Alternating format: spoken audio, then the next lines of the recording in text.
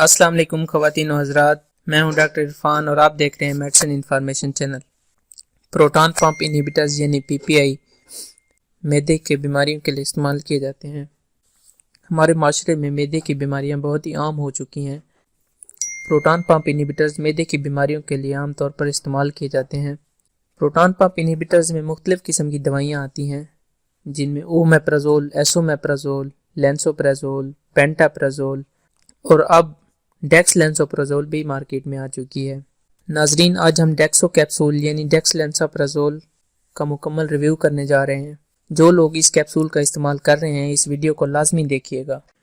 Video को start करने से पहले मैं आपसे गुजारिश करूंगा, मेडिसिन इंफॉर्मेशन चैनल को सब्सक्राइब कर लीजिए ताकि मेडिसिन के रिलेटेड इंफॉर्मेशन डेली बेसिस पर मैं आप तक पहुंचाता रहूं।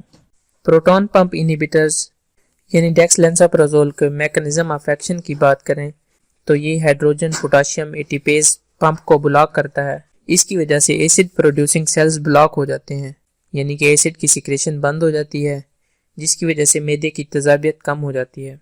मैदे की बीमारियों में स्टोमिक एसिडिटी, हार्ट बर्न, पेट में होने वाली गैस, डिस्पेप्सिया अमूमन पाई जाती हैं।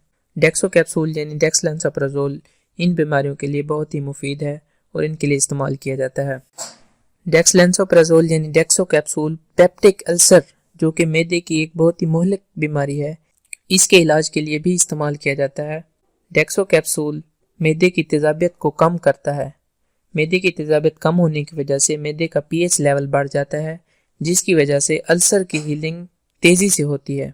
अगर हम डेक्सो कैप्सूल की पैकिंग की बात करें तो ये 60 mg और 120 mg के पैकिंग में मार्केट में दस्तयाब होता है। ये अमूमन मैदे की बीमारियों के लिए इस्तेमाल किया जाता है।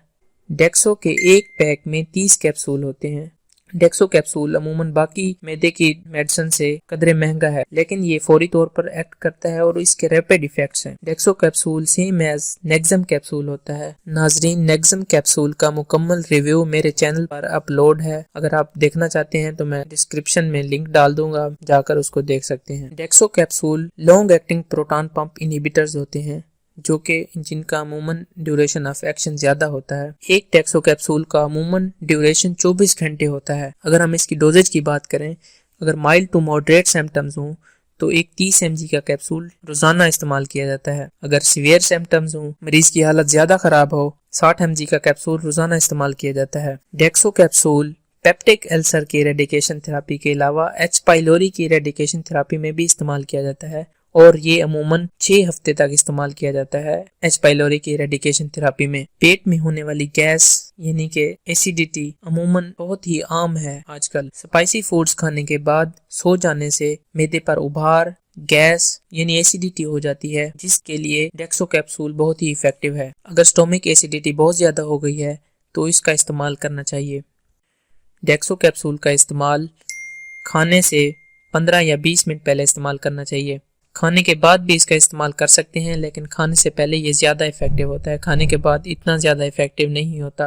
प्रोटॉन पंप इनहिबिटर्स का ज्यादा इस्तेमाल नहीं करना चाहिए, यानी कि प्रोटॉन पंप इनहिबिटर्स को डॉक्टर के मुकर्ररा करदा वक्त तक इस्तेमाल करें। डॉक्टर के तयन करदा वक्त से ज्यादा कोई भी दवा इस्तेमाल ना करें, क्योंकि हर दवा के लिए एक खास ड्यूरेशन होता है। अगर हम प्रोटॉन पंप इनहिबिटर्स यानी डेक्सो कैप्सूल के साइड इफेक्ट्स की बात करें तो इसके साइड इफेक्ट्स बहुत ही मिनिमल हैं, बहुत ही कम हैं। इसकी ओवरडोज से स्टोमिक पेन हो सकता है, नाजिया, वोमिटिंग, गैस भी हो सकती है और अमूमन डायरिया हो सकता है। जिन मरीजों को पीपीआई या डेक्सो से हाइपर सेंसिटिविटी है वो इनको हरगिज इस्तेमाल ना करें।